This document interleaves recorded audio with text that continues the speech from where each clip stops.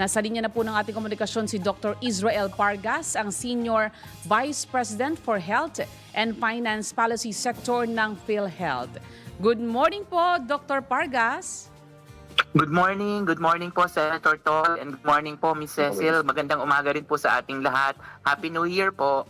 Happy New Year po, Happy sir. New Year, Sir, So ikaw nga siguro, Doktor, magpaliwanag ito mga bagong packages nyo, sino makaka-avail, kailan ma-avail, at sa mga lugar pwedeng ma-avail yan, Doktor. Opo, Senator Tol. Unang-una po, kung matatandaan nyo, noong pong February of 2024, nag-increase po tayo ng 30% across the board sa halos 9,000 case rate packages. At bago po natapos ang taon, ay naipalabas na rin po natin ang polisiya na we are increasing another round of 50% for all this around 9,000 case rate packages.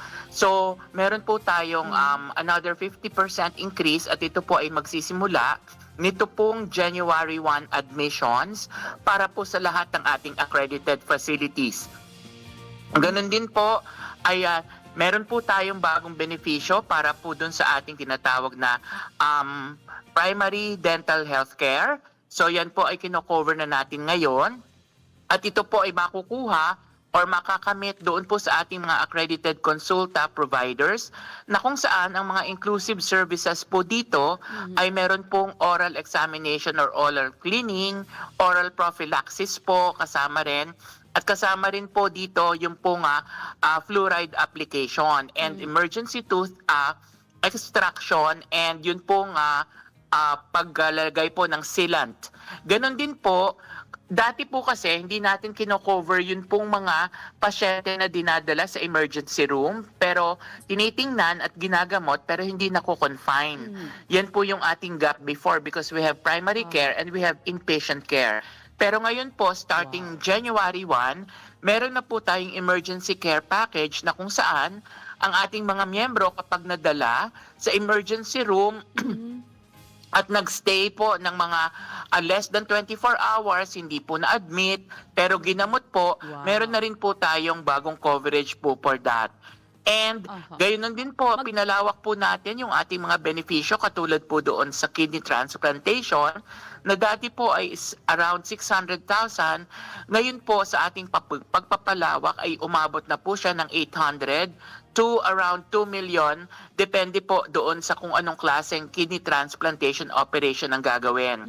And ngayon po kasama na rin po ang dati po ay living donor lang. Ngayon po pati po deceased organ donor and kasama na rin at may beneficyo na rin po tayo ngayon para po sa post-kidney transplant medicines. Kasi kung hindi po natin tutustusan, yun pong panghabang buhay na anti-rejection meds ay wala din pong magiging silbi kung titigil lang po tayo sa kidney transplant dahil kinakailangan po nilang uminom ng anti-rejection medicines. Ganon din po, bago po natapos ang taon ay inilabas po natin yung ating bagong pakete para po dun sa mga heart attack. Doon po sa tinatawag na ischemic heart disease, acute myocardial infarction. At dito po ay in-increase po natin yung benepisyo. Halimbawa po, yung fibrinolysis o yung pong pagtuturok ng gamot para po matunaw yung bara or blockage sa ating mga blood vessels sa puso. Dati po ito is around 13,000. Ngayon po ay umabot na po siya sa more than 100,000. And yun pong angioplasty na kasama rin po dito na dati po ibinabayadan natin ng around 30,000 ay ngayon po ay nababayadan na natin siya ng hanggang 530,000 pesos. At meron pa po tayong mga ilalabas na benepisyo ngayong January. Kasama po dito yung ating rehabilitation and mobility devices na kasama po yung mga wheelchairs, yun pong crutches, walkers. Ganon din po yung ating prescription glasses na uunahin natin sa ating mga kabataan and yun pong pag-i-improve ng ating cataract extraction operation na ngayon po i-cover na rin po natin yung IOL para naman po sa ating mga nakatatanda. Wow, ang dami. Doktor, paano malalaman ng publiko yung mga sinasabi mo ngayon? Paano nyo ma-inform sila na covered yan? Opo. Sa ngayon po, katulad po nung ating 50% increase, yun pong lahat nung pong ating pakete na around 9,000, yan po ay nakalagay na po sa ating website. At ganun din po ay nagpalabas na po tayo ng mga policy issuance. Meron din po tayong mga meeting discussions together with the organizations, medical societies, Philippine Hospital Association. Actually po bukas ay meron tayong meeting with the heads of the medical societies and yun pong Philippine Hospital Association and Philippine Medical Association and PHAPI. And then on Friday po, magkakaroon po tayo ng press con for the media to help us inform our members. Yun pong ating case rate application, yun pong mga ginagamit po sa mga telepono, yung pong mobile app, ay ina-update na rin po natin para ang lahat po ng miyembro na meron pong downloaded na app ng ating case rate ay malalaman po nila at meron na rin po silang kopya. Ganon din po ay kasama po natin sa pagdidiscuss at pagpapalawak ng information ang ating mga regional counterparts together with the Philippine Information Agencies po. Itong lahat ng ito, Dr. Pargas, kakayanin kahit na walang subsidy, kahit na zero subsidy under 2025 Well, gaya po, national budget. yes po, Ms. Cecil, gaya po ng nabanggit ng ating Pangulo, Manny Ledesma, at nabanggit na rin naman po ni President BBM, na ang PhilHealth po sa ngayon ay merong sapat na pondo para po matustusan ang kanyang current benefits and even the expanded and enhanced benefits po.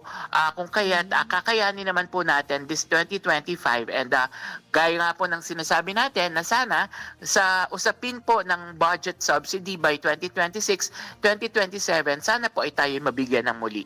Oho, yun. Kasi baka mabahala naman po yung mga ospital, ano? Yung baka ma-delay yung kaukulang kabayaran ayun from PhilHealth. So kakayanin po at least for this year, ano po, Dr. Pargas? Opo. Gaya po ng mga nabanggit sa datos, meron po tayong mga around 150 billion as an excess fund. Kung kaya po nakakapagpalawak po tayo and aggressively nakakapag-expand po tayo ng ating benepisyo na siya rin naman pong nasusulat sa batas ng Universal Healthcare Act na kung meron po tayong excess fund ay dalawa po yung pwede natin gawin, magpalawak ng benepisyo or mag-decrease po ng premium. Ayun. Nasa ilalim pala yung ng So, batas. matanong kita diretso, Doktor, itong bagong budget natin sa GAA na walang subsidy ang PhilHealth, maapektuhan ba yung inyong serbisyo? Well, sa ngayon po, ina-assure natin, Senator Tol, na patuloy po ang ating pagbibigay ng ating benepisyo at patuloy din po ang ating pagpapalawak at pagpapalabas ng mga bagong benepisyo. And so, ina-assure po natin ang ating mga miyembro na wala pong magbabago sa binibigay po nating serbisyo bagkus ay may improve pa po ito. Mag-expand pa. Well, sir, Yes, sige, pa. yan kasama Yes, dapat din sa may papaliwanag nyo yan at sana maunawaan ng mga members natin ninyo at yung sinasabi nyo. So maraming salamat sa pagkakataon ito, Doktor, at Happy New Year. Happy New Year, Happy New Year po, Senator Tol, and Ma'am Cecil, magandang umaga po. Salamat din po. Alright. Maraming Magandang salamat umaga po. si Dr. Israel Pargas ng PhilHealth.